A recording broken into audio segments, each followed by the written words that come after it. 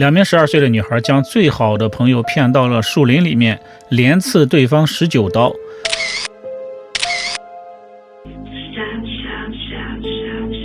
作案动机呢，让警察都非常的吃惊。他们说是为了给某种东西献祭，这并不是虚构的电影情节，而是真实发生过的案件。大家好，我是海岩，欢迎来到海岩说案。今天我们就来说一下这个真实案件。2014年5月31日上午10点左右，美国威斯康辛州的沃克夏警局接到了一通报警电话。报警者说自己在公园附近骑自行车的时候呢，在路上发现了一名倒在地上的小女孩。小女孩身上的衣服都是红色液体。她用微弱的声音说：“救救我，我被刺了好多下。” Yes. Hi, sir. So, are you with this 12-year-old female? Yeah, she says she's having trouble breathing. She said she was stabbed multiple times. Stabbed multiple times? Yes. Okay, sir, are you with her right now? Yes. Is she awake? She's awake. Is she breathing? Yeah, she's breathing. She said she can take shallow breaths. She's alert. Okay, stay with her. We're sending the police department. Don't hang up, okay? Okay. Okay. 报警人名叫格雷格，当时呢，他正在骑自行车回家。虽然公园这边的路用铁链给封着，但是呢，为了避开车辆的拥堵，他还是选择这条偏僻的小路。没想到没走多远，就在路上发现了一名倒在地上、浑身是伤的女孩。警察和救护车很快就赶到了现场，赶紧对女孩进行急救，并且呢，确认了受伤女孩的身份。她的名字叫佩顿·莱伊特纳，是一名12岁的女孩。她全身有19处刀伤，身上的衣服都被染红了。警察问佩顿谁伤害了你？佩顿虚弱地说，是他的好朋友摩根动的手。由于佩顿伤势太重了，马上送往了医院救治，并且通知了他的家人。佩顿的父母都不相信凶手是摩根，因为摩根和佩顿是从小一起长大的好朋友，两个人都是12岁的年龄，上学的时候呢也是坐同一辆校车，两个人关系特别的好，无话不谈，做什么事情都在一起。昨晚呢，女儿去摩根家里过生日，并且在摩根家里过了夜。佩顿的父母都很难相信一个12岁的女孩怎么可能会做出如此残忍的事情。另一边呢，警察开始在公园和公园的附近进行搜查，希望能够找到线索。当天下午3点左右警察在距离公园大约8公里的公路上找到了2名女孩，其中一名女孩呢就是摩根，另一名女孩叫阿妮莎。两个女孩的身上都有血迹，而且呢，摩根的包里还有一把长约13厘米的刀。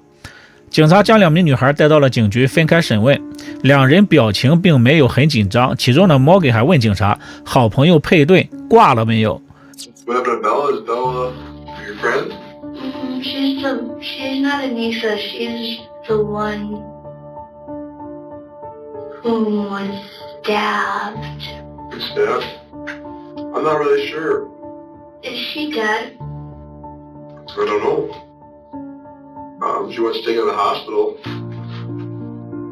I was just wondering. 根据调查，佩顿和摩根从4年级的时候就是好朋友了，一直到6年级的时候，阿妮莎转学过来，原本2人组变成了3人组。虽然3个人经常在一起玩，但是呢，在阿妮莎出现之后摩根慢慢的和阿妮莎变得更加的亲近。根据2人的供词他们曾经有2次计划谋害佩顿。2014年5月30日的晚上，佩顿被邀请参加摩根的生日。摩根和阿妮莎原本计划呢是等佩顿睡着之后呢，对他进行行刺，之后呢再用被子把他给盖上，这样呢一时半会不会被人发现，然后2个人就离家出走。但是呢，阿妮莎说自己太累了，半夜起不来，而摩根呢也觉得半夜起床确实很困难，所以呢就没有实施计划。到了第二天早上5点30分，摩根和阿妮莎起床之后又制定了另一个计划那就是在公园的公厕内干掉佩顿。他们认为那里有排水系统方便清理红色液体。但是呢，到了实施计划的时候，2个人怯场了，下不了手，都没有动手。3个人离开厕所之后呢，摩根就提议到树林里面玩捉迷藏。摩根自己来找佩顿和阿妮莎2个人去躲。当时摩根跟阿妮莎使了一个眼色意思就是就在这里动手。就在佩顿趴在地上躲藏的时候，阿妮莎就冲了上来，压住了佩顿。摩根呢就迅速的坐在了佩顿的大腿上，用提前准备好的武器开始猛刺。 I already told you. What was that? Stab, stab, stab, stab, stab. And then I didn't know what I did. It sort of just happened. It didn't feel like anything. It was like air. Morgan 说，他在刺向佩顿的时候呢，感觉就像刺在空气上一样，没有任何感觉。那么他们到底因为什么要谋杀自己的好朋友？作案动机是什么呢？Morgan 和 Anissa 呢都喜欢恐怖故事。根据 Morgan 的说法，他和 Anissa 经常在一个恐怖小说网站看一些恐怖故事和都市传说。恐怖故事当中呢有一个角色叫瘦长人，两个人之所以对好朋友佩顿动手呢，也是因为瘦长人。Man, who is that? He's very tall. Have you ever met him? Not exactly. Tell me about him. He watches you. He can read minds and he has teleportation skills. Scribbled a creepypasta when he said he targets children most. And so I was really scared knowing that Slither could easily kill my whole family in 3 seconds. 根据 Morgan 和 Anissa 的说法，瘦长人是一个身高8米、没有脸、总是穿着西装、喜欢跟踪和绑架小孩的超自然生物，而且呢还有瞬间移动等等能力。这些呢都是他们在网络小说里面看到的。他们还说，瘦长人在森林公园里面有一个大别墅，如果他们能够成为瘦长人的代理人，那么就可以在那个大别墅里无忧无虑的生活。但是呢，要成为代理人就要献祭自己的好朋友佩顿。如果不献祭的话，惹瘦长人不高兴了，瘦长人就会灭掉他的全家。在正常人看来呢，他们的这个讲述简直就是天方夜谭，但是 Morgan 和 Anissa 却对此深信不疑啊。实际上呢，瘦长人的形象最早出现在2009年6月10日的一个网络论坛里面。这个网站呢，当时举办了一个 Photoshop 比赛一名网名叫维克多的网友上传了他的图片作品，那个作品呢就是瘦长人最早的形象。后来呢，就是瘦长人的形象在网络上传开，最终成为了恐怖故事里的一个角色。所以瘦长人是虚构出来的一个形象而已。审问当中呢， Morgan 一直把所有的责任都推卸给 Anissa 的身上。他说杀掉佩顿是 Anissa 提出来的，他不想违背 Anissa 的意思。Did you try to stab her before that? No, Who stabbed her? both of us. Who stabbed her first? How am I supposed to remember that? I think when he stabbed her first and then I continued and then she was like, Morgan, make sure she doesn't escape, and then I was like, So you think that it was Anisha first? mm-hmm, You sure? yeah. So how many times? So then how did you get the knife from Anisha? She sort of just shoved it into my hand, and there it was. Morgan 还说呢，他和 Anissa 两个人都曾经动手刺伤佩顿，但后来经过证实当时 Anissa 只是在一边旁观，动手的只有 Morgan 自己。而 Anissa 却说呢，谋杀佩顿的事情是 Morgan 提出来的。他之所以同意这个想法呢，还有另外一个原因，那就是想证明瘦长人真实存在。And so she said, well, we have to kill Bella to prove ourselves to the Slender? Yes.